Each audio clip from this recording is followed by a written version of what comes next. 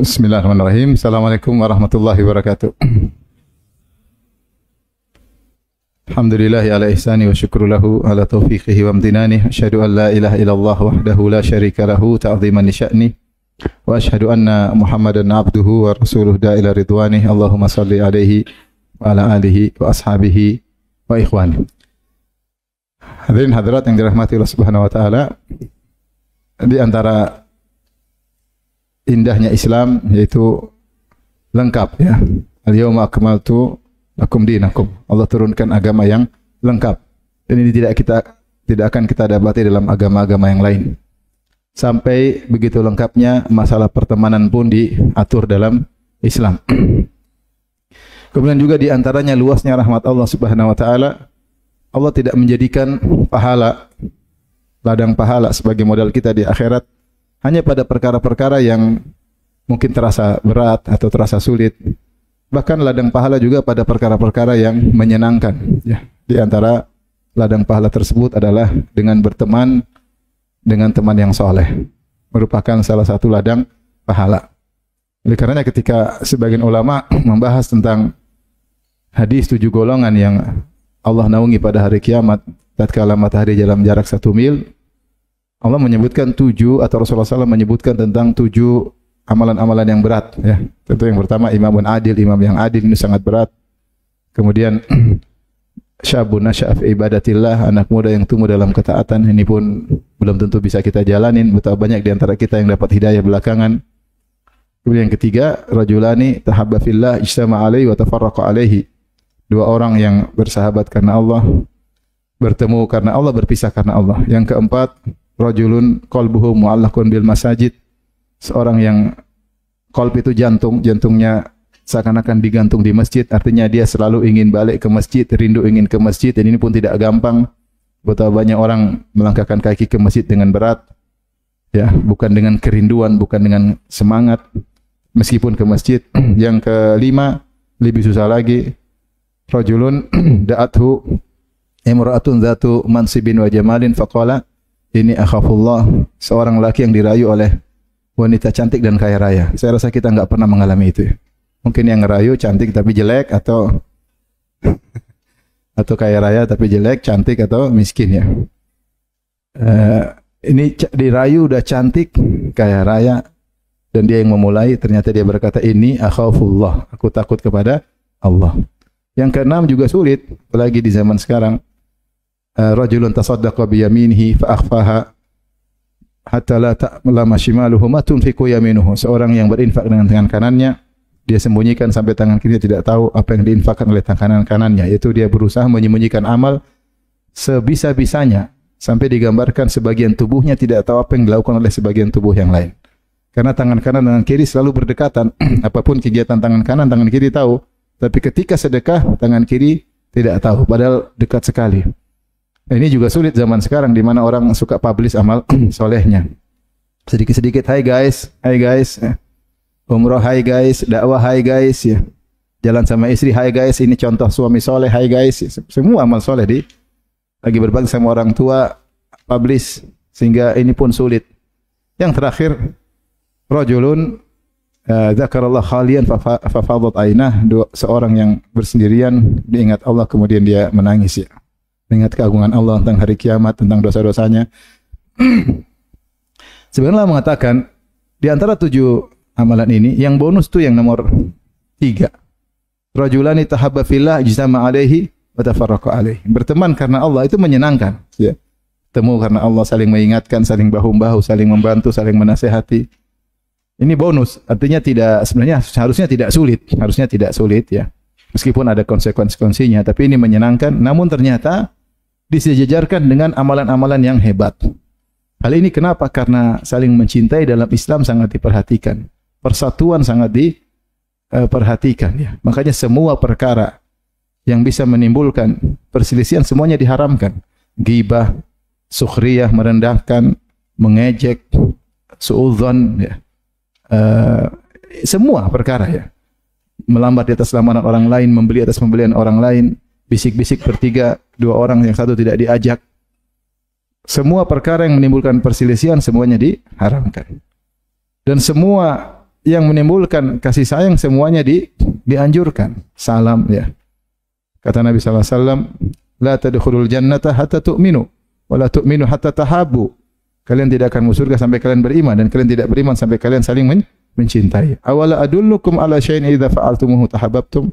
Mau kutunjukkan kepada kalian suatu amalan, jika kalian melakukannya kalian akan masuk surga, yaitu kalian saling mencintai. Afsyus salama bainakum, yaitu tebarkan salam di antara kalian. Ya, berjabat tangan ketika ketemu, menggugurkan dosa-dosa.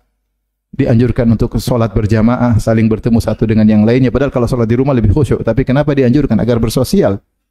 Kita berdampingan, berjejer kaki satu dengan kaki yang lain, saling melihat satu dengan yang lain. Ya. Kemudian banyak hal ya. Sehingga saling mencintai karena Allah adalah ibadah yang sangat agung. Ya, sangat agung. Makanya ada yang mengatakan ini bonus dari 7 ini yang membuat orang semua bisa masuk dalam yang nomor 3 ini, saling mencintai karena Allah, untuk mendapat naungan pada hari kiamat kelak, di hari yang sangat dahsyat di mana matahari diturunkan qadra mil, dalam satu ukuran 1 mil tentu sangat panas. Nah, pada kesempatan kali ini kita akan bahas tentang pertemanan abadi. Yang Allah sebutkan pertemanan tersebut di dunia kemudian berlanjut di akhirat. Dalam surat Az-Zukhruf kata Allah, "Al-akhillau yawma idzin ba'dhuhum li ba'dhin aduwwun illal muttaqin." Al-akhilla jamak dari khalil. Khalil yaitu orang-orang yang bersahabat dekat. Dia lebih tinggi dari sekedar sahib ya. Karena dari khullah itu tingkat kecintaan yang paling tinggi ya. Ya, saling mencintai. Maka orang-orang yang saling mencintai, saling dekat di dunia, maka pada hari kiamat kelak kecintaan tersebut terputus. Bahkan mereka saling bermusuhan. Kecuali kecintaan, persahabatan, kedekatan yang ditumbuhkan di antara orang-orang bertakwa. Illal muttaqin. Ini benar, makanya Allah sebutkan betapa banyak orang-orang di dunia mereka saling mencintai, kemudian hari kiamat mereka bermusuhan. Inna dzalika la haqqun takhasumu ahlin nar. Allah menyebut tentang pertengkaran penghuni neraka, padahal mereka dulu bersahabat ketika di dunia. Innama takhadhtum min dunillahi awthanan mawaddata bainikum fil hayatid dunya, thumma yaumal qiyamati yakfuru ba'dukum bi ba'dhin wa yal'anu ba'dukum ba'dha. Kata Ibrahim kepada umatnya, kepada kaumnya, kalian mengambil sembahan-sembahan selain Allah Subhanahu wa taala ya. Karena saling mencintai di antara kalian hanya di kehidupan dunia. Nanti hari kiamat kelak kalian saling kufur di antara kalian, saling mengingkari, wa yal'anu ba'dukum ba'dha, dan kalian saling melaknat di antara kalian. Dan ini dalam Al-Qur'an banyak. Saya ada tulisan khusus tentang takhasumu ahlin nar. Permusuhan, perdebatan para penghuni neraka di buku Syarah Rinci Rukun Iman bagian 2. Khusus tentang perdebatan penghuni neraka. Ini dalil bahwasanya persahabatan di dunia ada yang sangat dekat, sangat kuat, tapi kemudian hancur pada hari kiamat ya. Bahkan mereka saling bermusuhan. Al-akhillau yauma idzin ba'dhuhum li ba'dhin aduwwun illal muttaqin. Maka para kekasih yang saling bersahabat, saling menjalin hubungan kasih, maka akan saling bermusuhan pada hari tersebut. Yauma idzin maksudnya pada hari yang sangat dahsyat, yang di mana Allah sebutkan pada ayat sebelumnya ya. Fawailul lilladzina zalamu min adzabi yaumin alim. Celaka orang-orang zalim pada hari yang di situ azabnya pedih. Jadi yauma idzin kembali kepada 2 ayat sebelumnya, itu hari yang amat dahsyat, yaitu di mana ada azab yang sangat pedih. Di saat ada ancaman azab yang sangat pedih, ternyata banyak tali kasih di dunia kemudian putus, kemudian saling bermusuhan di antara mereka. Yang selamat illal muttaqin. Orang-orang yang bertakwa. Ya. Makanya setelah itu Allah mengatakan, ya ibadi la khaufun alaikumul yauma wala antum tahzanun. Wahai hamba-hambaku, maka pada hari ini kalian tidak ada rasa khawatir dan tidak ada sedih. Buah dari pertemanan karena Allah Subhanahu wa taala. Maka ikhwan dan akhwat yang dirahmati Allah Subhanahu wa taala, inilah pertemanan abadi yang kita ingin kenal pertemanan abadi ini pertemanan apa yang kita juga ingin dapat pahala dan termasuk orang-orang yang mendapat kemuliaan pada hari kiamat kelak. Saya akan bacakan beberapa dalil ya tentang hal tersebut ya. Yang saya kasih tadi saya singgung bahwasanya pertemanan itu mendatangkan kebahagiaan di dunia. Ketika kita berteman, apalagi di atas sunnah, di atas agama, betapa kebahagiaan saling mengunjungi, saling mungkin satu grup, ya, saling bertemu. Kita ketemu teman, kita bahagia. Terkadang kebahagiaan itu lebih daripada ketemu saudara. Ya. Itu kebahagiaan yang Allah segerakan bagi orang yang berteman karena Allah. Dan kita tahu bahwasanya permusuhan itu sangat tidak mengenakan. Permusuhan, saling mencari kesalahan, saling menggunjing, saling tatabul akhta, cari-cari kesalahan, tajassus, tahassus, semua yang Rasulullah larang dikerjakan, paling tidak menyenangkan.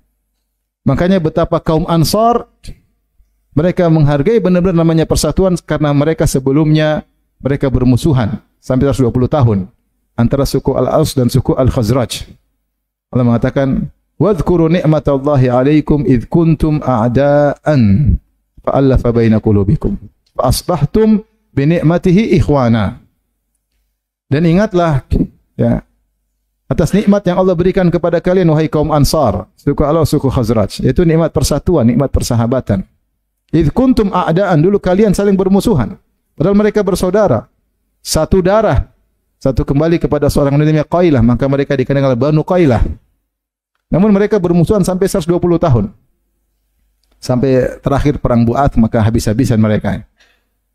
Kemudian dengan sebab Nabi SAW, mereka pun bersatu. Sehingga Allah mengatakan, fa'allafa baina qulubikum, kemudian Allah jadikan kalian saling bersatu. Fasbahtum bi ni'matihi ikhwana, maka jadilah kalian dengan nikmat Allah kalian jadi bersaudara. Ayat ini mengingatkan kepada kita bahwasanya persahabatan, persaudaraan, saling mencintai itu nikmat. Karena Allah mengatakan fa asbahtum bi ni'matihi ikhwana. Dengan nikmat Allah kalian jadi bersaudara. Maka seorang harus menghargai nikmat persahabatan, nikmat persaudaraan, harus dijaga. Karena ini adalah kenikmatan yang kita rasakan secara rohani di dunia.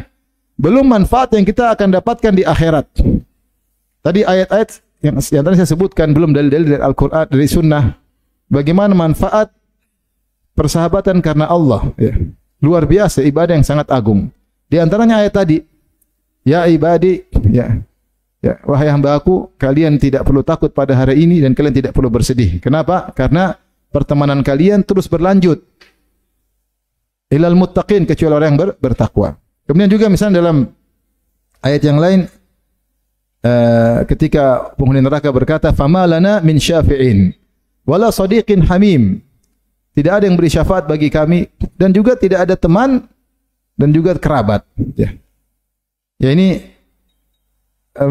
seandainya ada teman mungkin bisa memberi syafaat bagi kita untuk keluar dari neraka jahanam. Namun pemberi syafaat tidak ada. Teman sejati pun tidak ada, kawan dekat tidak ada, kerabat juga tidak bisa menolong. Diambil mafhum mukhalafah dari ayat ini, seandainya ada teman dekat yang diberi izin oleh Allah untuk beri syafaat, kemudian yang di neraka diizinkan untuk diberi syafaat sesuai dengan ketentuan syafaat sebagaimana sering dibahas oleh para ustaz, maka dia bisa dapat syafaat.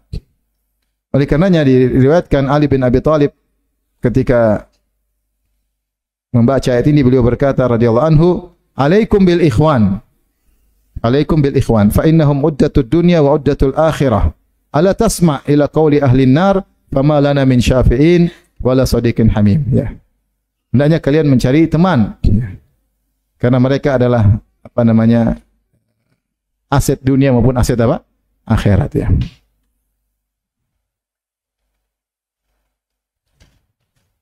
Kemudian juga diriwayatkan oleh Hasan Al-Basri rahimahullah berkata, "Istaktsiru minal asdiqa al-mu'minin."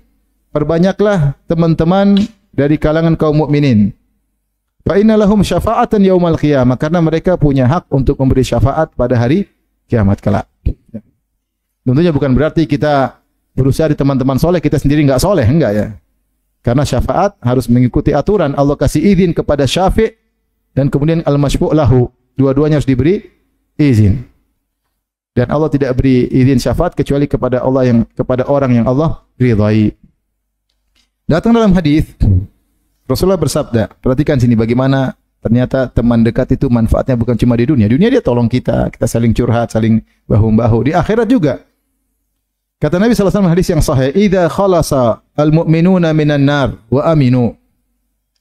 Ketika kaum mukminin selamat dari neraka jahanam dan mereka sudah aman, sudah melewat sirat. Dan mereka sudah aman. Karena sudah lewat sirat berarti sudah aman. Walladzi nafsi biyadihi, demi zat yang jiwaku berada di tangannya. Ma mujadalatu ahadikum li sahibihi fil haqq yakunu lahu fid dunya bi ashadda min mujadalatil mu'minin bi rabbihim fi ikhwanihim alladzina udkhilun nar. Tidaklah tuntutan atau diskusi salah seorang dari kalian kepada kawannya dalam rangka ingin mencari kebenaran atau menuntut haknya di dunia tidak lebih berat daripada kaum mukminin yang minta kepada Allah ya agar bisa memberi syafaat kepada teman-temannya yang sudah masuk neraka. Artinya kita kalau di dunia kita ada sidang, terus harta kita diambil, tentu kita nuntut sehebat-hebatnya, ya enggak? Kita datangkan ini, kita datangkan saksi, kita sewa lawyer agar hak kita bisa kita ambil. Nabi gambarkan di dunia seperti itu.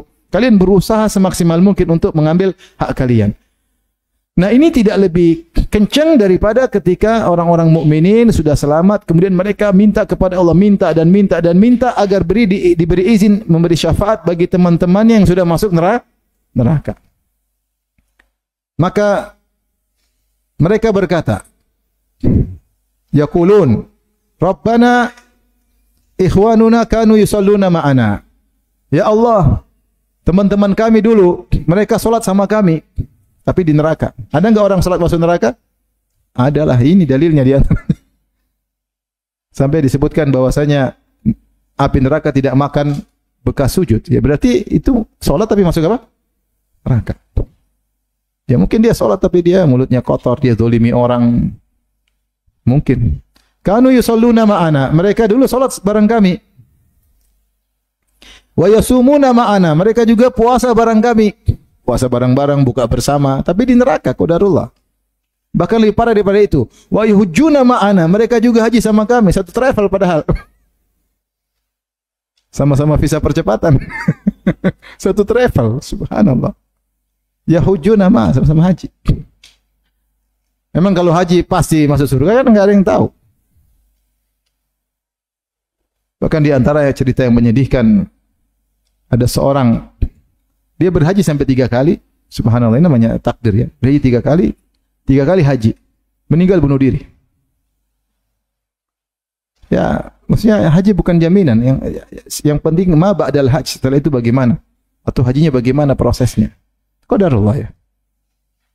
Ini buktinya ada yang salat bisa masuk neraka. Mungkin bilang dosa macam-macam. Puasa juga bisa masuk neraka. Haji. Ya. Bahkan dalam riwayat wa yujahiduna ma'ana, berjihad bersama kami. Fa adkhaltahumun nar, lantas engkau masukkan mereka dalam neraka jahanam. Akhirnya Allah kasih izin. Kata Allah, idhabu fa akhriju man araftum minhum. Pergilah kalian, keluarkan orang-orang dari neraka yang kalian kenal. Subhanallah. Keluarin. Maksud saya pertemanan karena Allah Subhanahu wa taala itu bukan hanya bermanfaat di dunia tapi juga bermanfaat di mana? Di akhirat. Makanya pahala yang Allah siapkan bagi orang-orang yang bersahabat karena Allah besar. Di antaranya seperti dalam hadis kata Rasulullah sallallahu, Allah berfirman pada hari kiamat kelak, "Ainal mutahabbuna bi jalali? Al-yauma udhilluhum fi dhilli la dhilla illa dhilli." Mana orang-orang yang saling mencintai karena aku, karena keagunganku. Allah cari mereka, Allah ingin ingin publish mereka. Jadi Allah cari mereka. Mana mereka? Hari ini aku akan menaungi mereka di bawah naunganku yang tidak ada naungan kecuali naunganku. Akan dinaungi di hari yang sangat dahsyat. Dalam hadis juga kata Rasulullah SAW, Allah berkata, wajabat mahabbati. lil mutahabbina fiyya wal mutazawirina fiyya wal mutabadzilina fiyya. Wajib kecintaanku mengenai orang-orang yang saling mencintai karena aku. Sebab dicintai Allah adalah dengan mencintai apa? Mencintai saudara karena Allah. Makanya kalau ada orang bilang sama kita, uhibbuka fillah, kita bilang, ya, semoga Allah mencintai engkau juga yang telah mencintaiku karena dia. Ahabbakallah alladzi ahbabtani fi. Jadi mencintai saudara karena Allah sebab kita dicintai oleh Allah Subhanahu wa taala. Maka Allah mengatakan wajibat mahabbati, maka cintaku mengenai orang-orang yang saling mencintai karena aku. Wal mutazawirina fiyya, yang saling mengunjungi karena aku. Wal mutabadzilina fiyya, yang saling berkorban karena aku, saling bantu satu dengan yang lain karena aku. Ini pahalanya besar, dicintai oleh Allah. Dan kalau sudah dicintai oleh Allah, orang akan diberi taufik oleh Allah dan tidak akan diadab. Tidak mungkin Allah mengadab orang yang ya dicintai oleh Allah Subhanahu wa taala. Kemudian di antara dalil akan agungnya mencintai karena Allah Subhanahu wa taala, dari Umar bin Khattab radhiyallahu anhu, dari Nabi sallallahu alaihi wasallam bersabda, "Inna min ibadillahi la unasan ma hum bi anbiya wala syuhada, yakbituhumul anbiya'u wa syuhada'u yaumal qiyamah bi makanihim minallahi ta'ala." Di antara hamba-hamba Allah ada sekelompok orang, mereka bukan nabi, mereka bukan juga syuhada yang mati syahid, tetapi para anbiya, para nabi dan para syuhada cemburu kepada mereka pada hari kiamat karena kedudukan mereka di sisi Allah. Di sini para ulama bahas apa maknanya para nabi, para syuhada cemburu kepada mereka.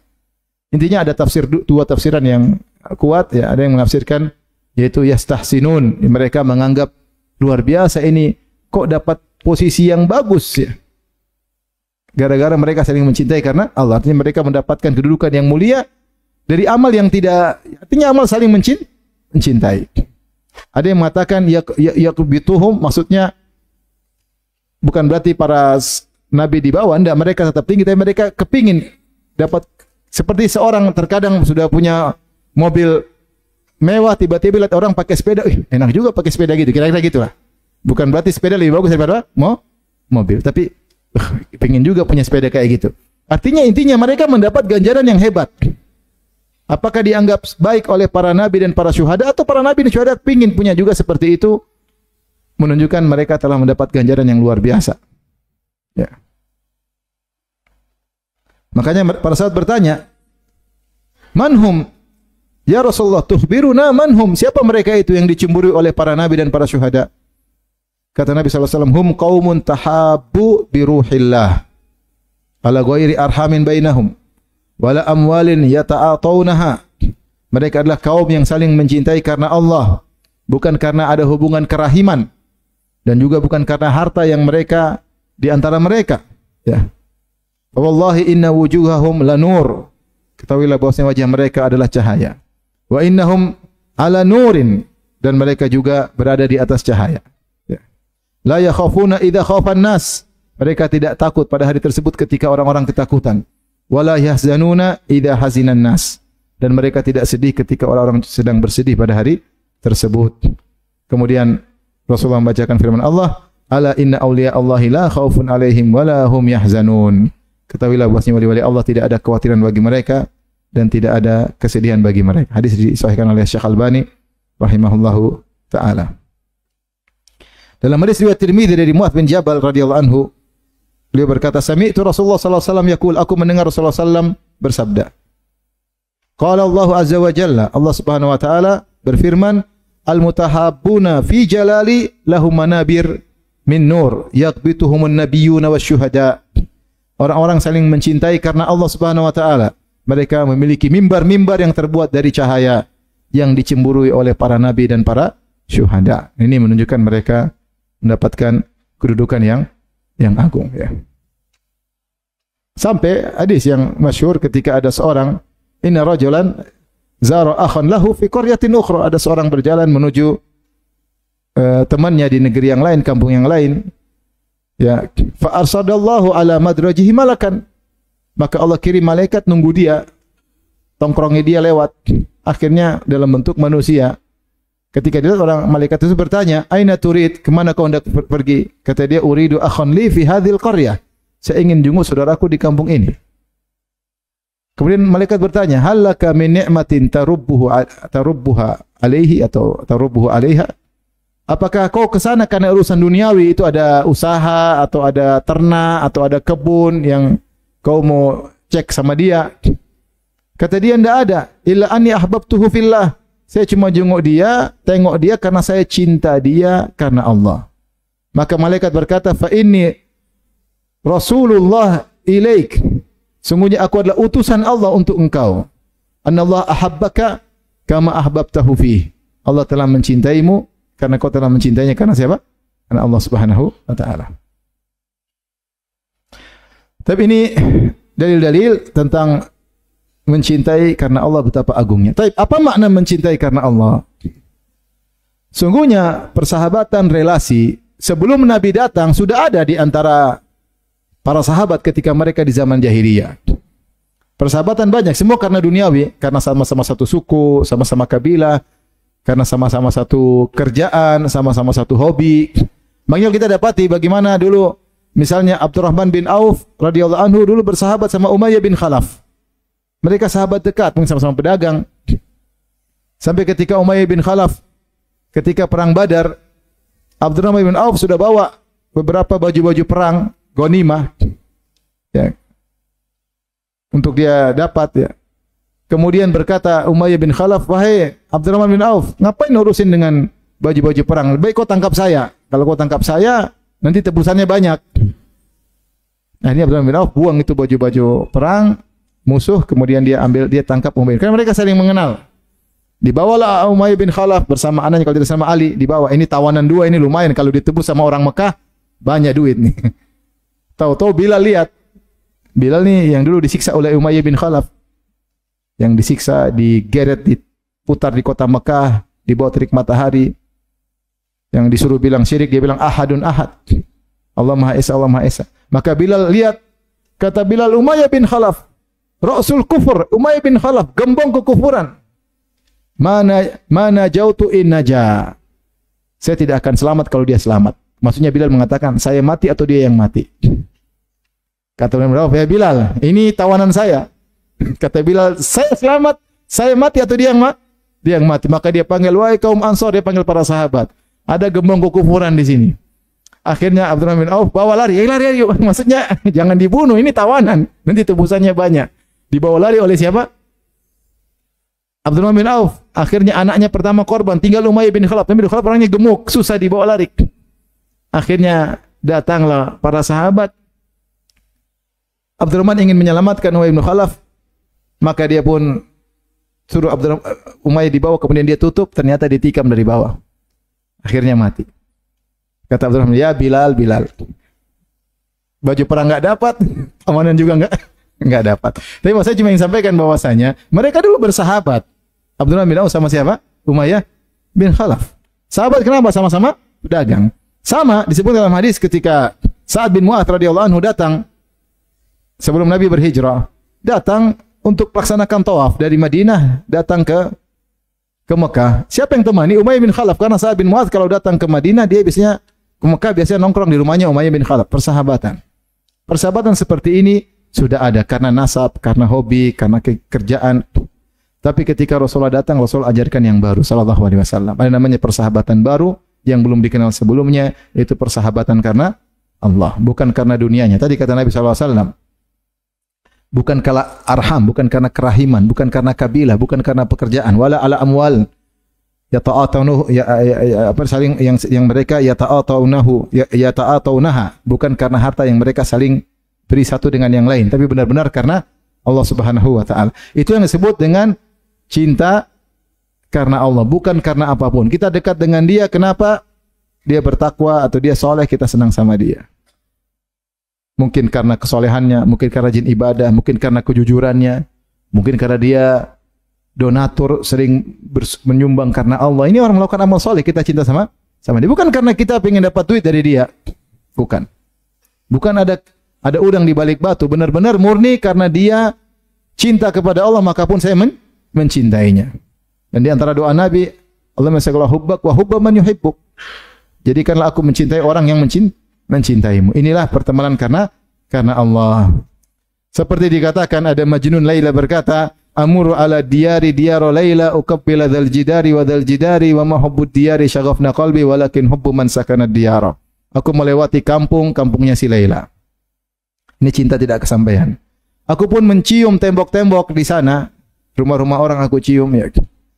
Di kampungnya Laila. Bukan karena cinta kepada tembok, tetapi karena mencintai siapa yang di balik tembok. Jadi maksud hati memeluk gunung apa daya tangan tak sampai. Maksud hati mencium Laila tapi apa daya bibir tak sampai. Itu berarti dia mencium tembok tersebut bukan karena temboknya, tapi karena si Laila. Ini makna al-mahabbah fi. Cinta karena sesuatu, bukan karena zatnya, tapi di balik itu karena sesuatu yang lain. Si Majnun Laila cium tembok karena temboknya manis atau tidak? Bukan, tapi karena di balik itu ada yang manis. Siapa sih? Si Laila. Maka ketika kita menjalin hubungan, kalau ingin dapat pahala ya, bukan berarti bersahabat karena duniawi tidak boleh. Boleh. Kita punya teman orang kafir, punya teman non-muslim, kita punya teman siapapun, ya. Sama muslim, non-muslim, ada urusan dagang, boleh. Kita ada maslahat, enggak ada masalah. Tapi tidak ada pahala di balik itu. Tidak ada pahala di balik itu. Kalau mau cari pahala, harus persahabatan khusus. Saya teman dengan dia, saya dekat dengan dia karena Allah Subhanahu wa taala. Cek diri kita, saya teman sama dia kenapa? Ada enggak tendensi duniawi di balik itu? Ada keinginan dunia. Kalau ada, berarti bukan ini yang Makanya tidak semua orang bilang uhibbuka fillah dia tulus, belum tentu. Uhibbuka fillah belum tentu karena Allah. Allah yang Maha tahu. Tapi kalau benar kau mencintainya karena Allah, pahalanya besar. Dalilnya banyak tadi. Dalilnya banyak. Maka kita mulai mengevaluasi diri. Kita punya kenalan, ada yang miskin, ada yang jauh lebih kaya dari kita, ada yang sederajat, ada. Tapi kita berteman dengan mereka, relasi teman ini karena Allah atau bukan? Coba kita cek. Kalau selama di balik itu ada keinginan dunia, berarti kita tidak tulus. Berarti tidak ada pahala di balik itu. Ya. Yang lebih sedih ketika kita seakan-akan menampakkan cinta karena Allah, ternyata kita bohongin dia. Ternyata kita cinta sama duniawinya. Buktinya apa? Ketika ekonominya jatuh, kita menjauh darinya. Berarti kan cinta karena dunia. Dekat karena ada dunia. Ketika dunia hilang, tidak dekat lagi. Nah, itu namanya bukan cinta karena Allah Subhanahu wa taala. Baik. Sampai kalau kita dengar cerita yang menakjubkan, kisah yang masyhur tentang siapa? Tentang persahabatan, persaudaraan yang Rasulullah jalin antara siapa? Sa'ad bin Rabi' dengan Abdurrahman bin Auf. Saya kasih gambar. Abdurrahman bin Auf ini, dia pedagang besar dari Mekah. Ketika dia berhijrah, semua hartanya ludes. Jadi miskin mendadak. Semua ditinggal. Biasanya hidup mungkin dengan kebutuhan yang selalu tercukupi. Kemudian pindah ke Madinah dalam kondisi tidak punya apa-apa. Maka di antara hikmah Nabi SAW, Nabi persaudarakan dia dengan orang kaya. Namanya Sa'ad bin Rabi' dan dia termasuk orang yang paling kaya. Supaya bisa membantu Abdurrahman bin Auf. Karena sulit menjadi orang kaya tiba-tiba miskin mendadak. Kemudian Sa'ad bin Rabi' kemudian berkata, wahai Abdurrahman, saya punya istri lebih dari satu. Silakan kau lihat, siapa yang kau suka, saya akan cerai. Kalau habis masa iddahnya, silakan kau nikahi. Subhanallah. Dan saya punya harta, termasuk orang kaya di Madinah. Saya akan bagi setengah. Setengah buatku, setengah buat engkau. Ini kalau tidak diriwayatkan riwayat yang sahih, kita bilang cuma dongeng belaka. Tapi ini benar-benar riwayat yang sahih. Bahwasanya dulu persaudaraan karena Allah sampai pada derajat demikian. Ya, sampai derajat demikian. Ya. Saya sudah lama tinggal di Madinah, 15 tahun. Belum ada yang nawarin setengah hartanya. Dan belum ada yang nawarin apa? Istrinya. Apalagi Indonesia. Jadi subhanallah. Tapi dulu ada guru saya yang dia canda, dia bilang, mana orang-orang di Madinah yang nawarin setengah hartanya dan menawarkan istrinya yang cantik? Mana? Teman-teman di kelas, iya mana Syekh? Mana? Kita mau ketemu orang seperti gitu. Kata guru saya, sudah pergi bersama orang-orang yang kalau ditawarin tidak terima. Kenapa? Ketika Abdurrahman bin Auf ditawarin, apa dia bilang? Subhanallah. Subhanallah, rezeki dia tidak disangka-sangka. Kalau kita mungkin begitu. Ya Allah, ya Allah. Syukur ya Allah. Mana. Mungkin kalau kita. Abdurrahman bin Auf tidak. Tidak, katanya. Barakallahu laka fika wa fi amwalik wa ahlik. Allah berkahi engkau. Dullani ala suq. Tunjukkan kepadaku mana pasar. Itu ditunjukkanlah pasar Bani Qainuqa. Kemudian beliau kerja, kemudian beliau kaya. Ya. Intinya, subhanallah, persahabatan sampai demikian. Sampai demikian. Ya. Nah, inilah namanya persahabatan karena Allah Subhanahu wa taala, yang benar-benar murni kita bersahabat karena Allah. Saya bilang, kita punya teman banyak. Tapi teman berlevel-level. Ada yang sampai derajat khullah, khalil, teman dekat. Ada yang mungkin sahib, ya ketemu sesekali. Ada yang kita selalu rindu ketemu dengan dia. Ada yang kita kerjasama dalam urusan akhirat. Kalau kita dapati teman yang seperti itu, maka kita bertahan. Karena teman yang tulus, yang benar-benar karena Allah tidak banyak. Betapa banyak yang berkhianat di tengah perjalanan. Makanya di antara perkataan yang menarik, sebagian ahli tafsir ketika menafsirkan firman Allah Subhanahu wa taala, perkataan penghuni neraka, "Fama lana min syafi'in wala shadiqin hamim." Kenapa tidak ada orang yang beri syafaat bagi kami dan tidak ada sahabat yang dekat? Syafi'in, fama lana min syafi'in datang dalam bentuk jamak. Fama lana min syafi'in. Maka tidak ada para pemberi syafaat. Tapi ketika sahabat cuma datang dalam bentuk mufrad. Wala shadiqin hamim. Dan tidak ada sahabat yang menolong.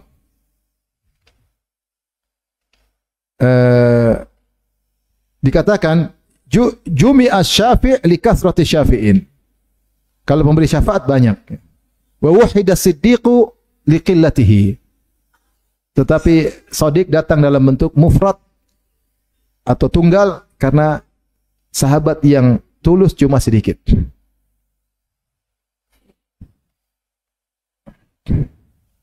Karena sahabat cuma sedikit. Wa amma as-sadiqu fa huwa as-sadiq fi widadika alladhi yuhimmuhu ma yuhimmuka. Fa azzu min bidhil unuq wa an ba'dil hukama annahu su'ila an sadiq fa qala ismun la ma'na lahu. Karena yang namanya teman tiap benar-benar ngurusin kamu, apa yang menyibukkanmu, dia sibuk juga, dia mikirin kamu, kau ada masalah dia benar mikirin seperti masalahnya sendiri, itu langka teman seperti itu.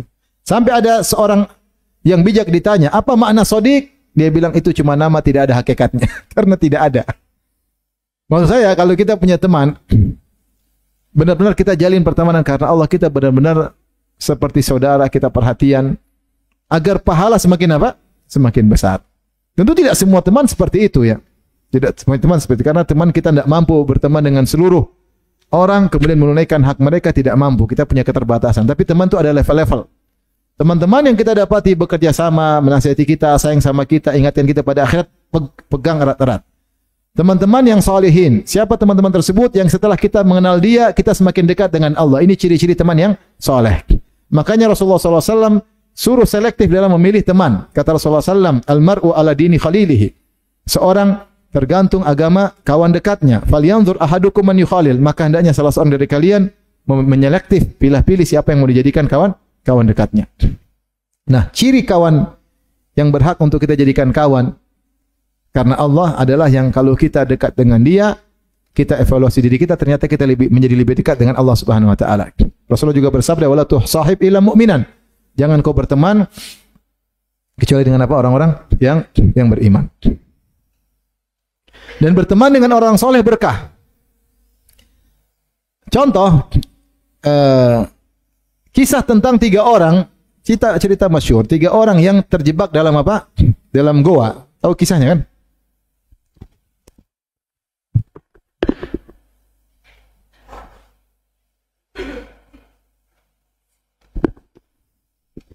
Kisah 3 orang dari mimman kana qablakum, dari generasi sebelumnya, mungkin dari Bani Israel, berjalan tiba-tiba kemudian turun hujan, akhirnya mereka masuk dalam goa.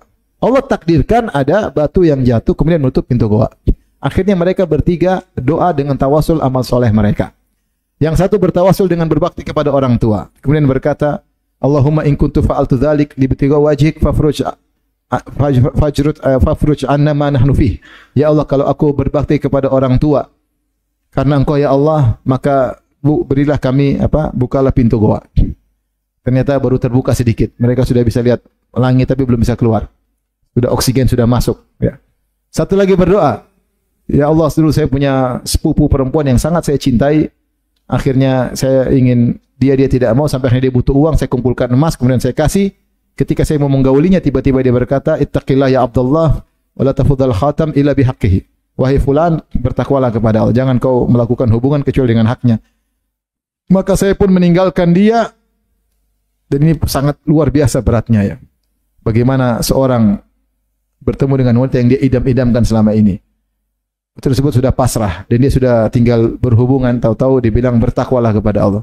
Enggak bilang dari tadi sudah begini. Nah, udah bilang kalau laki-laki sudah hasratnya sudah bergejolak, hilang sepertiga otaknya. Bahkan yang benar hilang seluruh apa? Otaknya. Tapi sebenarnya laki-laki ini luar biasa. Mendengar ittaqillah, maka saya pun meninggalkan dia dan saya tinggalkan emas tersebut. Allahumma in kuntu fa'altu dzalik ibtigha'a wajhik. Fafruj anna ma nahnu fi. Ya Allah, kalau aku melakukannya karena Engkau ya Allah, buka pintu gua. Terbuka, belum selesai. Yang ketiga, amanah. Dikasih duit, dia punya anak buah, kasih gaji, belum dikasih gaji, anak punya pergi. Dalam riwayat itu salah satu tiga sa ya. Jadi sekitar cuma 10 kilogram beras, gajinya itu sedikit. Maka saya kelola dengan niat hasilnya untuk dia.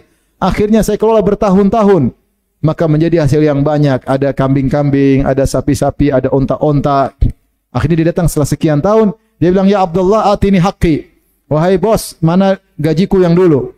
Kataku, itu yang kau lihat semua adalah milikmu. Kambing-kambing, onta-onta, sapi-sapi. Kata dia, la tahza'bi. Jangan kau ejek saya ya bos. Saya tahu dulu gaji cuma sedikit. Kata benar, itu milikmu. Maka dia pun ambil seluruhnya.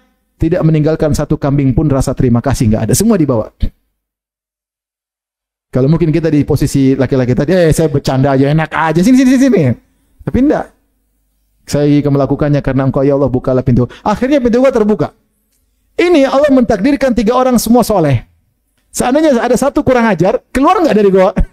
Enggak bisa. Alhamdulillah 3-3-nya orang soleh, berkah. Teman baik mengantarkan kita kepada kebaikan. Jadi kalau punya teman baik, kita sudah evaluasi. Saya berteman dengan dia 1 bulan, 2 bulan, 6 bulan. Kok saya semakin dekat, semakin ingat akhirat, semakin zuhud, semakin tidak suka ghibah, semakin tidak merendahkan orang lain. Ini benar teman saya nih. Tapi kalau saya teman sama dia, suka nyinyir orang, merendahkan orang lain, mentang-mentang punya ilmu, nyinyir orang lain, merendah. Aduh, ini nggak beres ini saya. Salah berteman nih. Mundur, bertahap. Jangan. Nah kalau teman, kalau kita salah dinasihati dengan penuh penghormatan, dengan menghargai kita, ini teman baik, pegang erat-erat. Karena sodik seperti ini jarang. Tadi kata sebagian hukama, ismun la makna lahu. Hanya sekedar nama, tidak ada hakikatnya. Karena saking sedikitnya teman yang setia. Ya. Maka seorang perbanyak teman, karena teman saling beri syafaat. Dan ada teman-teman khusus, benar-benar kita pegang erat-erat yang kita bekerja sama dengan dia untuk mencari akhirat. Baik ikhwan dan akhwat yang rahmati Allah Subhanahu wa taala. Berikut ini aturan-aturan dalam berteman agar pertemanan kita abadi dan agar pertemanan kita diberkahi oleh Allah Subhanahu wa taala, mendapat ganjaran yang besar. Yang pertama tentunya sudah kita singgung, berteman harus karena Allah Subhanahu wa taala. Dan Nabi sallallahu alaihi wasallam telah menyebutkan awthaqu ural iman al-hubbu fillah wal bughdhu fillah. Di antara tali keimanan yang paling kuat adalah cinta karena Allah dan benci karena Allah. Ini termasuk tali iman yang sangat kuat, karena dia mencintai orang tersebut bukan karena apa-apa, tapi karena Allah Subhanahu wa taala. Harus ikhlas. Dan kita sering evaluasi, saya teman jalan sama dia, saya telepon dia, saya kunjungi rumahnya, apa sih sebenarnya? Apa sebenarnya apa yang saya cari dengan pertemanan dengan dia? Apa yang saya cari? Kalau dunia udah enggak usah. Kalau akhirat lanjut. Akhirat berarti kita harus ikhlas ketika berteman karena Allah. Rasulullah SAW bersabda, "Thalathatun man kunna fihi wajada bihinna halawatul iman." 3 perkara, siapa yang ada pada 3 perkara pada diri seorang, dia akan merasakan manisnya iman. Di antaranya alla yuhibbal mar'a la yuhibbuhu illa lillah. Dia tidak mencintai seorang kecuali karena siapa? Karena Allah. Maka dia akan merasakan manisnya Manisnya iman. Yang pertama. Yang kedua, bahwasanya namanya pertemanan hendaknya saling menasihati. Ya, kalau al-mu'min mir'atu akhihi, bahwasanya seorang mukmin adalah cermin bagi saudaranya. Nah, kapan kita bisa tahu ada sesuatu di wajah kita? Kalau kita bercermin. Kalau kita tidak bercermin, kita nggak tahu di sini ada bekas nasi kayak, di sini ada tompel kayak, di sini ada panu kayak, kita nggak lihat. Tapi kalau lihat cermin ketahuan, bahkan jelas panunya. Jelas. Nah, saudara kita itu bagi kita seperti cermin bagi kita, dan kita bagi saudara kita, kita seperti cermin bagi dia. Nah, kita yang bisa melihat kesalahan-kesalahannya dengan jelas, dengan detail. Seorang sulit untuk melihat kesalahannya karena seorang biasanya memandang dirinya dengan husnudzon, memandang orang lain dengan suudzon. Seharusnya dibalik, memandang diri dengan suudzon, memandang orang dengan husnudzon. Tapi banyak orang tidak seperti itu. Banyak orang husnudzon dengan dirinya, suudzon dengan orang lain. Nah, kalau cara menilai seperti itu sulit mengetahui kesalahan, tapi orang lain lihat kita, dia bisa tahu. Nah, saudara yang baik, kalau dia sebagai cermin, mir'atun li akhihi, maka hendaknya dia nasihati. Bukan dia biarkan. Tapi kalau kita lihat teman salah, biarinlah, nanti kalau saya tegur dia marah, nanti hubungan enggak baik, ya itu bukan berteman karena Allah, tapi karena duniawi. Harusnya kita datang dengan kata-kata baik, kata-kata yang lembut, ya, dengan penuh penghormatan. Wahai fulan, Masya Allah, saya senang bersahabat dengan kamu. Dan Masya Allah, saya lihat kau sempurna. Cuma ada satu sisi yang kayaknya mengurangi kesempurnaanmu misalnya, atau mengurangi kemuliaanmu. Apa itu? Kau pelit. Misalnya. Tapi kita kasih dengan kata-kata indah gitu loh, kata-kata indah. Ya fulan, Masya Allah, engkau salat bagus, sedekah bagus. Kau semua umrah juga sering, haji, kau punya travel lengkap semua.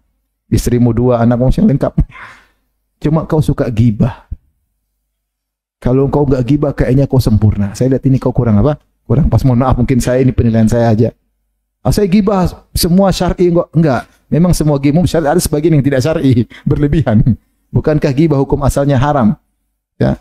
Dan sesuai kaidah ad-daruratu tuqaddaru biqadariha.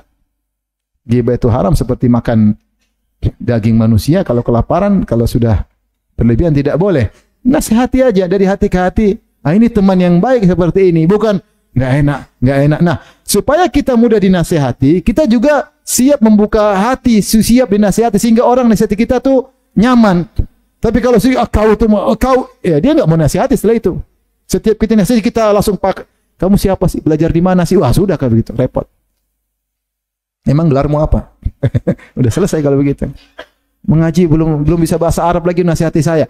Kalau dia begitu susah. Saya ini punya teman-teman nggak bisa bahasa Arab banyak, tapi saya minta nasihat sama mereka. Benar ini, saya nggak main-main. Saya minta nasihat sama mereka karena mereka punya sisi-sisi yang saya tidak tahu. Pertama, mungkin mereka lebih tua, mereka menjalani kehidupan lebih banyak makan garam daripada saya. Ya, mungkin malah kebanyakan garam ya. Ya, ini kan ada sisi, misalnya masalah ini mas. Nah, atau mengetahui kondisi masyarakat. Ada dari kita mau dakwah di suatu tempat, ada dari gimana suku di sana. Kasih masukan. Tidak apa-apa. Ustaz, kayaknya antum kemarin gini, kayaknya kalau ini nggak pas. Tidak ada masalah. Ya. Apalagi kita sama-sama teman, ya. Saya juga punya teman-teman sebagai ustaz, kita saling, kalau saya salah dia nasihati, kalau dia salah saya nasihati. Kita biasakan diri untuk siap menerima apa? Nasihat. Karena ciri orang beriman, wa tawassaw bil haq, wa tawassaw bis sabr. Saling memberi wasiat dalam kebenaran, saling memberi wasiat dalam kesabaran. Kalau kita bicara konferensi meja bundar, jangan meja sudut, saya terus yang ngomong. Nah, ini nggak bisa. Jadi kita harus siap untuk menasihati.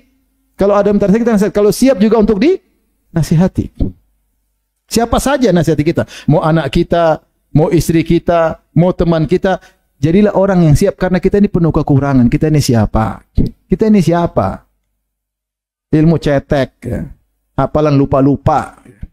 Alhamdulillah yang nggak punya hafalan nggak ada yang lupa. Apa yang mau kita, bahasa Arab juga terbatas. Misalnya sudah doktor pun saya bahasa Arab juga terbatas. Masih lebih pintar orang Arab di sana ngomong daripada saya. Iya. Mereka baru lahir sudah bisa bahasa Arab. Jadi kita ini siapa? Ya siap kita terima nasihat dari siapapun. Ya. Jadi kalau ada teman yang salah sebagai konsekuensi seorang sahabat yang mukmin, harusnya kita apa nasihat? Nasihat. Jangan dibiarkan. Tapi nasihat tadi harus ada caranya. nasihati ada caranya, tidak di depan umum, berdua dengan penuh penghormatan, kata-kata yang enak didengar. Karena tujuan kita apa nasihat? Bukan untuk lempar dalil, bukan kan? Supaya dia menjadi lebih baik, ya enggak? Seperti kita kalau nasihati anak kita kan kita bukan sekedar ngomel, tapi kita gimana dia mau terima. Saya tadi pagi aja mau minumin obat buat anak. Harus caranya kan, sini sebentar ini Abi. Itu dia nggak bisa. Dia langsung muntahin nih. Bukan, yang penting saya sudah tegakkan hujah. Sudah saya tuangin gitu. Ya, bukan masalah gitu. Masalahnya gimana dia dapat faedah dari nasihat tersebut. Bukan sekedar ngomel menyampaikan dalil kalau Allah kalau Rasul, bukan itu. Ini teman kita nasihati, ingin dia lebih baik bersama kita. Ada caranya, ada cara masuknya. Waqtul buyuta min abwabiha, ada metodenya, masuk dari mana ke mana. Taib, ini di antara yang harusnya diperhatikan di antara mukmin. Kemudian di antara teman yang baik adalah menjaga amanah. Menjaga amanah. Kita tahu kalau kita berteman, pasti ada hal yang lebih kita tahu yang orang lain tidak tahu. Kita sering ketemu, kita tahu tentang kondisi keluarganya, kondisi istrinya, kondisi anaknya, kondisi ekonominya, kekurangan dia. Dia mungkin masih terlilit riba, mungkin dia utang belum lunas, mungkin dia masih. Semakin kita dekat, semakin kita tahu aib-aibnya. Itu sudah otomatis. Dan tidak ada manusia yang sempurna. Pasti ada aibnya. Maka kita amanah. Tidak boleh kita cerita keluar. Demi kalau dia ngomong sama kita juga, japri, empat mata, meskipun dia tidak bilang ini amanah, rahasia. Dalam hadis rajul, idza hadatsa rajul, tsumma yaltafi minhu fa hiya amanah, atau fa huwa amanah. Kalau seorang ngomong sama orang lain, kemudian dia berpaling, maka itu amanah. Ada yang mengatakan berpaling, dia pergi. Ada yang mengatakan dia tengok kanan, tengok kiri. Berarti ini rahasia. Tidak perlu dia bilang rahasiakan. Meskipun dia enggak bilang rahasiakan, jangan disebar. Ini grup 10 orang. Sudah diingatkan, ini pembicaraan grup, jangan sampai keluar. Keluar, subhanallah. Siapa pengkhianat di antara 10 ini? Enggak benar teman seperti ini. Pembicaraan pribadi, kemudian dikeluar. Beda antara majelis pribadi dengan majelis umum. Seorang ketika pribadi lebih luas, karena dia percaya sama kamu. Ini namanya khianat. Berkhianat itu melakukan hal yang buruk, padahal dia dipercayai. Namanya apa? Khianat. Ini teman enggak boleh begitu. Teman kita tahu banyak kekurangan teman, bukan hal yang harus kita ini amanah kita rahasiakan. Kita rahasiakan. Maka ini hak harus dipenuhi di antara teman. Berikutnya, perhatikan bahwasanya namanya pertemanan tidak ada teman yang sempurna. Ya. Teman kita kadang salah. Selama namanya dia manusia, pasti apa? Salah. Ternyata dia kurang dekat dengan kita pada suatu saat, kita lagi butuh dia tidak hadir, enggak ada masalah. Bukan berarti kita harus putus pertemanan. Karena tidak ada teman yang sempurna. Sebagaimana kita tidak sempurna. Sebagaimana Syekh Albani sering menyampaikan, syair turidu sahiban la aiba fihi wa halil udu yafuhu bila dukhani. Apakah kau ingin ada kayu gaharu yang tidak ada asapnya? Ya. Apakah kau ingin ada teman yang tidak ada aibnya? Apakah ada kayu gaharu yang harum tanpa ada asap? Pasti ada efek sampingnya. Ya. Harum ada tapi ada asapnya. Teman pun demikian. Kadang kita lagi butuh teman, lagi butuh pengorbanan, ternyata dia tidak berkorban, ternyata dia kabur. Ada yang Masya Allah terus-terusannya. Dan itu banyak contohnya. Kita lagi butuh pertolongan dia, khadhalani, dia tinggalkan saya. Ya kalau cuma sekali 2 kali wajarlah. Semua orang juga begitu. Tidak ada yang sempurna. Ya, tidak ada yang sempurna. Baik, di antara yang perlu kita perhatikan bahwasanya pertemanan tidak mengharuskan kita selalu bertemu. Tidak selalu. Kecuali ada maslahat akhirat. Seperti pertemuan Nabi dengan Abu Bakar selalu ada. Karena mereka ada hubungan urusan dakwah. Urusan dakwah ketemu enggak apa-apa. Selama urusan dakwah ketemu. Kalau tidak, maka tidak harus selalu ketemu. Rasulullah bersabda atau dalam riwayat, zur ghibban tazdad hubban. Kunjungilah sesekali, ya maka akan semakin menambah saling cinta. Karena kalau tiap hari kita nongkrong di rumahnya, pagi, sore, ya enggak bisa. Pertama, bahan bicara lama-lama habis. Kalau sudah habis mulai bicarain orang, itu enggak? Iya, bicarain orang, enggak ada apa-apa lagi, Mas. Saya sudah habis, kamu sudah habis. Mana? Si fulan belum habis. Mana kondisinya? Gimana? Ini cerita kemana-mana. Akhirnya buang waktu. Kemudian yang kedua, akhirnya teman kita tidak menunaikan kewajibannya. Dia ada kewajiban untuk ngelon istri, nggak dilakukan. Untuk ngurusin anak-anak, nggak dilakukan. Makanya di antara tafsir sabda Nabi SAW tentang dua orang, rajulani tahabba fillah, ijtama alaihi wa tafarraqa alaihi. Dua orang saling mencintai karena Allah, bertemu karena Allah, berpisah karena Allah. Bertemu karena Allah kita paham, bertemu karena urusan dakwah, sosial, bakti sosial, sama-sama ngaji, sama-sama belajar bahasa Arab, sama-sama olahraga supaya bisa sehat untuk bisa beraktivitas. Banyak bertemu karena Allah. Baik, apa maknanya berpisah karena Allah? Ada beberapa tafsir. Pertama, bisa berpisah karena Allah karena dia keluar dari jalur, saya tidak berteman lagi, selesai. Dia tukang maksiat, saya tidak ingin terpengaruh. Saya blokir, berteman karena berpisah karena Allah. Ini salah satu tafsiran. Di antara tafsirnya berpisah karena Allah, ketika berpisah saya tetap mendoakannya, karena dia teman saya doakan dalam bidhahril ghaib, dia tidak tahu saya doakan. Ini antara doa yang mudah dikabulkan, doa rajul li akhihi bidhahril ghaib. Dia mendoakan saudaranya tidak tahu, maka malaikat mendoakan dia, walaka bimithil. Itu di antaranya saling berpisah karena Allah. Di antara tafsirannya berpisah karena Allah, karena kalian memang harus berpisah. Kenapa harus berpisah? Karena masing-masing punya privasi yang harus dikerjakan. Kamu kalau kalau bertemu terus kapan mau ngaji? Kan enggak seorang butuh ngaji sendiri. Kalau ketemu teman gimana mau ngaji? Enggak mungkin duduk berdua ngaji, enggak enak. Maka harus berpisah. Kamu jangan ngobrol sampai kemalaman, nanti kamu enggak bisa sholat malam.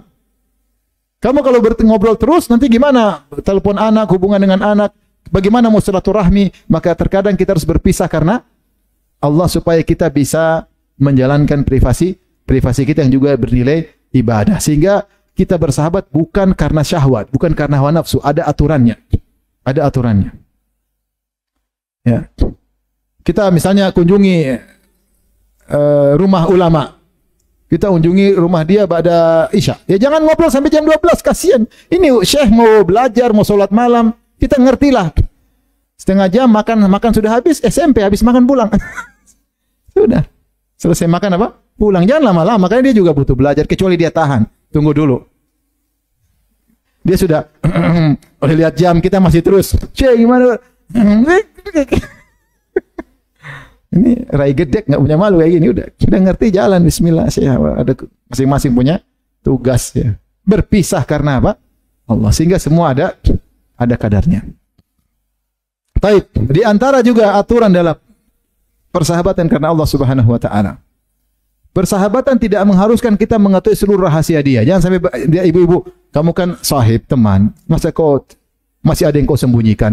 Tidak semua perkara kita harus tahu. Dan tidak boleh kita cari-cari tahu privasi orang. Kalau dia cerita ya kita tanggapi, saatnya kita kasih nasihat. Sampai Syekh Saleh Al-Syekh hafizahullah taala memberi contoh seperti seorang naik mobil berdua sama temannya, tiba-tiba temannya angkat telepon, ngangkat suara. Mungkin teriak-teriak, marah-marah. Maka antum tidak perlu bilang, siapa tuh? Enggak usah. Antum diam aja, pura-pura enggak dengar. Kalau antum bilang, apa tuh? Nanti dia akhirnya, ini istri saya brengsek. Oke, repot. Urusan panjang lagi. Dia mengungkapkan keburukan istri kepada antum. Tapi kalau dia mau cerita, antum tanggapi. Saatnya kita tanggapi. Oh, sabar, tenang. Kalau dia enggak cerita, sudah. Biarin aja. Antum lagi telepon kawan. Qadarullah kawan antum bukan malaikat. Terjadi lagi telepon, Assalamualaikum. Waalaikumsalam, gimana kabarnya? Tahu-tahu dengar antum dalam telepon, silakan masuk ke bioskop. Silakan, dia lagi di bioskop ini. Itu jadi lagi di bioskop ya, enggak usah.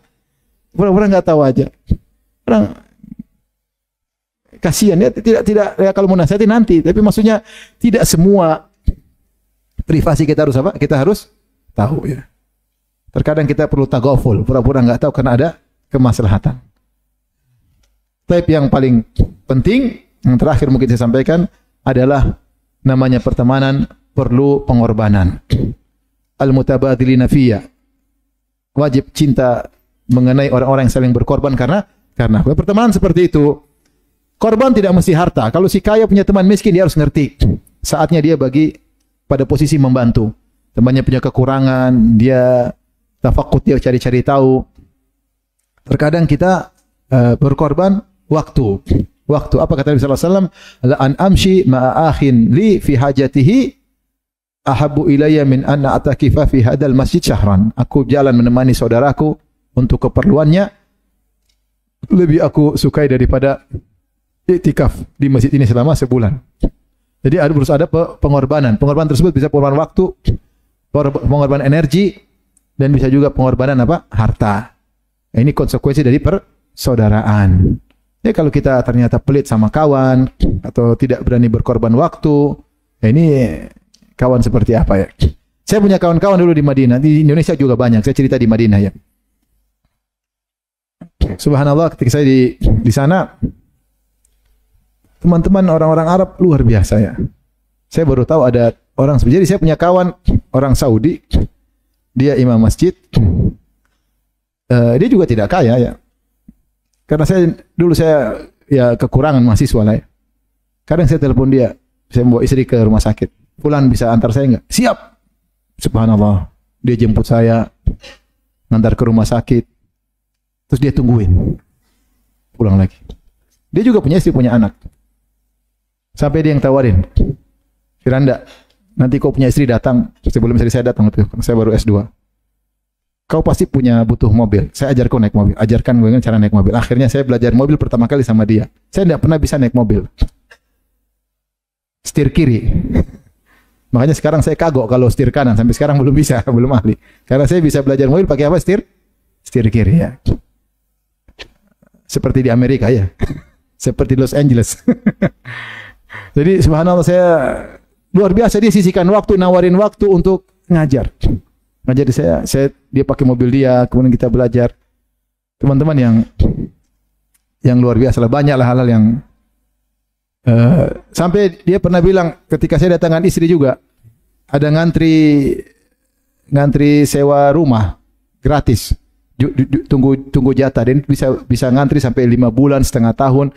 Tunggu kakak kelas keluar dulu baru saya tempati. Dia tanya, Firanda udah bawa istri? Sudah.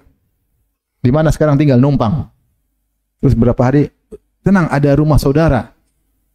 Kau tinggal di situ, rumah orang Arab, bagus. Kau tinggal di situ. Sampai kapan? Sampai kau dapat jatah. Tenang, ini punya saudara saya. Saya pikir gratis. Akhirnya saya tinggal situ sama istri. Sampai tunggu datang, jatah dapat apartemen gratis. Akhirnya saya pindah setelah tinggal lama di situ, saya pindah. Kemudian dari teman saya lagi bawa istri, orang Kosovo. Saya bilang, Fulan, kalau kau nggak punya rumah, kau hubungi si Fulan. Insya Allah gratis. Akhirnya, Firanda kau bilang deh. Saya bilang, akhi, itu ada teman baru datang. Bisa nggak rumah tipe? Aduh Firanda, saya bayar kemarin itu. Ternyata bayar. Luar biasa. Lagi-lagi susah dia datang ke rumah. Subhanallah, datang ke rumah, ngobrol di perpustakaan. Kemudian saya masuk ke toilet, masuk ke belakang, mungkin ambil teh, ngobrol, setelah dia pulang. Dia telepon, Firanda, tadi saya baca buku bagus. Di jilid sekian, Ibn Taimiyah halaman sekian. Coba buka lihat. Saya buka, ternyata duit. Dia taruh jilid sekian, taruh halaman sekian. Telepon dia nggak angkat, pergi.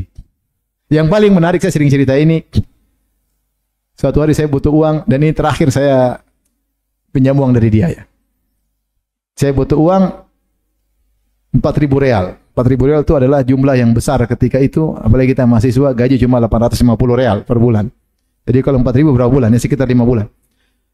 Akhirnya saya pinjam uang, saya bilang, Fulan, saya hanya bisa ganti nanti pas Ramadan. Kenapa Ramadan? Ramadan banyak uang zakat. Kita mahasiswa sering kasih uang zakat. Akhirnya benar, pas bulan Ramadan saya punya uang, saya cukup ganti. Ketika itu dia nggak ada, dia lagi safar, dia bilang nanti saya kasih teman, kau ambil dari dia. Di Masjid Nabawi saya dikasih, kemudian pada bulan Ramadan saya telepon, Fulan, saya punya uang, saya mau ganti, dia angkat. Ada apa Firanda? Ini ada uang, saya mau bayar utang. Dia matikan HP. Saya telepon lagi, dia matikan HP. Saya telepon lagi, dia matikan HP. Tahu-tahu ada SMS datang, dulu belum ada WhatsApp.